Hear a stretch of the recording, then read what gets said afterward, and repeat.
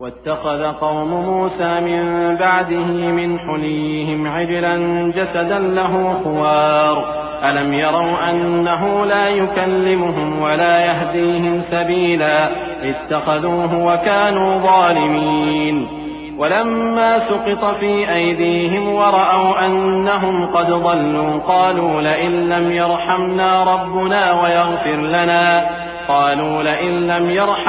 ربنا ويغفر لنا لنكونن من الخاسرين ولما رجع موسى إلى قومه غضبان أسفا قال بئس ما خلفتموني من بعدي أعجلتم أمر ربكم وألقى الألواح وأخذ برأس أخيه يجره إليه قال ابن أم إن القوم استضعفوني وكادوا يقتلونني فلا تشمت بي الأعداء ولا تجعلني مع القوم الظالمين.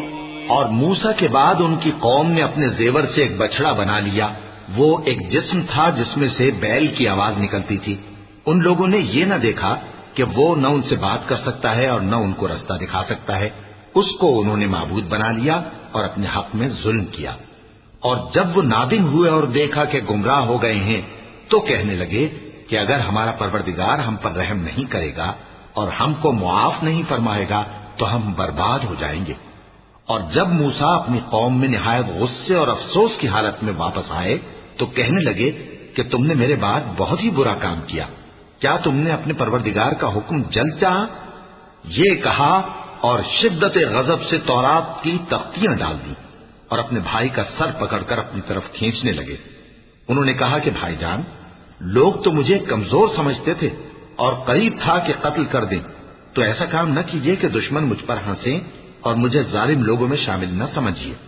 قال رب اغفر لي ولأخي وأدخلنا في رحمتك وأنت أرحم الراحمين. انہوں نے دعا کی کہ اے میرے پروردگار، مجھے اور میرے بھائی کو معاف کر دے اور ہمیں اپنی رحمت میں داخل کر، تو سب سے بڑھ کر رحم کرنے والا ہے.